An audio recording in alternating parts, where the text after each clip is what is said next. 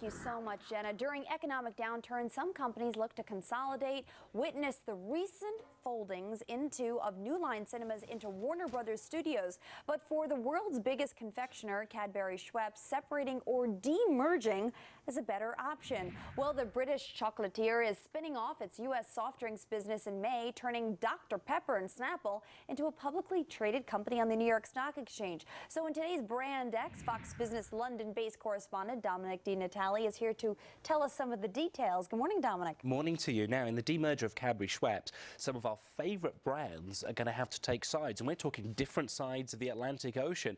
So what I did, went out on the streets of New York to find out if American consumers knew which brand belonged to which country. America's got a sweet tooth that's worth dancing about for some, but who knew that a few of America's biggest brands were originally homegrown, but today they're not home-owned? It's just like the Pepsi Challenge, except, well, we're talking about nationalities. We'll see if anybody thinks any of these brands are British or whether they're American. Some people over here, let's go talk to them. Hey there, how you doing? Very good. All right, which of these brands do you reckon might be British? I think the Snapple would be British and the Dr. Pepper's American. And why do you reckon that? Just if one's got to be British, I know Dr. Pepper's been around the United States for a long time. Both brands are British owned. Well, I'll be dog. Cadbury Schweppes is the British company pouring the brands back into the market they came from. Dr. Pepper is especially going to get a good homecoming. Dr. Pepper is our very favorite in Memphis. We're from Memphis, and that's what just about everybody drinks, Dr. Pepper. Amid the lunchtime rush, David Letterman's deli man Rupert G reckons that once back in American hands, soda sales could have some extra fizz. Well, I guess it depends on who's marketing it. I mean, I think if you're proficient in marketing the product, it will do very well. The good news for you, though, if it goes through the roof? Oh, yeah, it certainly would be, yeah. So where does that leave our candy lovers, soon to be Cadbury's core business? Not hard to come across customers for that. I'd say chocolate heaven. Looks like the British won't be pulling out of the US just yet, at least not while they can still make people go all gooey over the sweet stuff.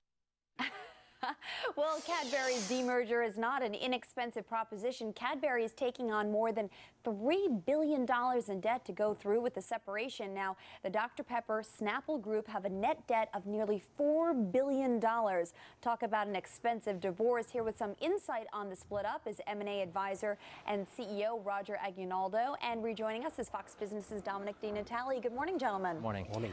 Dominick, let me start with you. Why is this happening? A key investor called Nelson Peltz, who's a big player here in the beverages and food industry in the United States, was very unhappy with Cadbury's management approach to the United States market. He didn't think they were trying hard enough. So he's a very powerful investor, so he forced them to come up with a sale plan. That's what happened. You know, Roger, I was saying to you during the commercial break, I've worked on Wall Street most of my entire life, and I said, explain this one to me, simplify it. Why a demerger instead of selling the company off? Right. Well, it comes back to Nelson Peltz. He actually wanted them to sell off pieces or sell off the piece of the company to investors, to a private equity investor.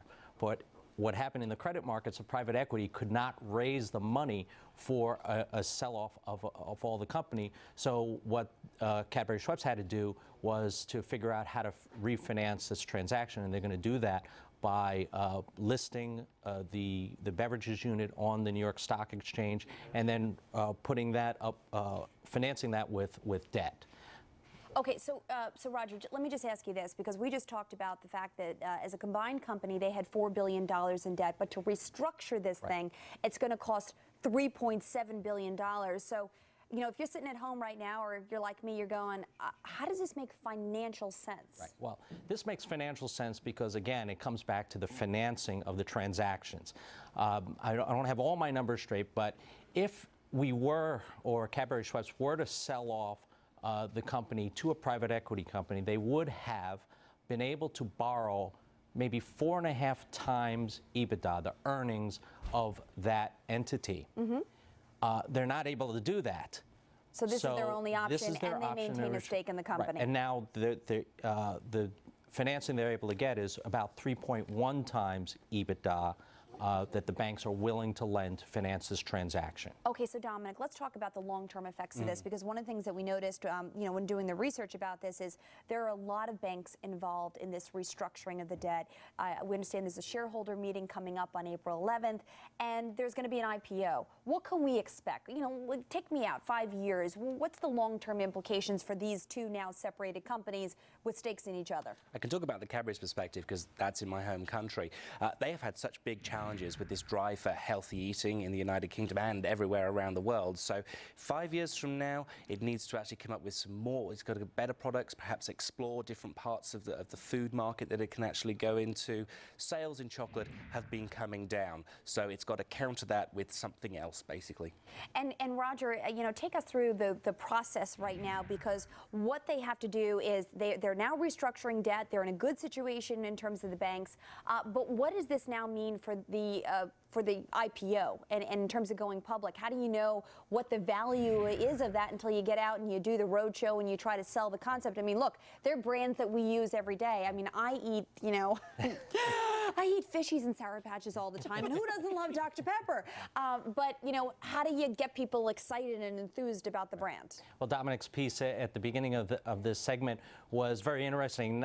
Everybody pretty much knew the names of these brands, which is a great thing when you're trying to do an IPO. They don't necessarily know who owns them. They don't necessarily know who owns them or where it's coming from, where it originated, but they know these brands. They'll buy these brands, and that fares well for an IPO in which people are going to say, okay, I'll invest in this company. Do I know this company? Do I know this company's products? And that's, especially in a time when IPO market has it's not doing as well, this is a great IPO for those looking to invest in brands. Okay, and one last question for you, Roger. At what point do you determine if you're a corporation and you're demerging? Because, we hear about all this stuff now with Barry Diller and what's going on, and if in fact they might spin off businesses or do some demergers. Right. At what point, as the parent company, do you decide what percentage stake you want to maintain in the company that's been spun off? Well, it comes down to valuation. You have to talk with your investment bankers on Wall Street to determine how much of the shares they can sell and at what value and how much money you need. The banks in the agreements that they're lending to Cadbury Schweppes have a number in mind. They haven't told us exactly what that number is, but there's a number, there's a bogey. They'll feel confident that they'll be able to make that number. And when that comes out, we'll more than likely figure out whether that can be handled through the IPO. All right, great discussion. And the fact that all of this is here, you cannot take this, because I'm going to start eating it now. Okay. And I noticed you brought me the Cadbury with caramel. Dominic, a man of my own heart right there. This is my favorite chocolate in the whole world. Here she goes. Oh, my skirt's definitely going to split today. All right, Dominic and Roger, it was great having you guys. Thank you so much. All right, thanks coming up next, of course, it's the one thing you should know. And the one thing you should know is that I love chocolate. But anyhow, we'll be right back. Seriously.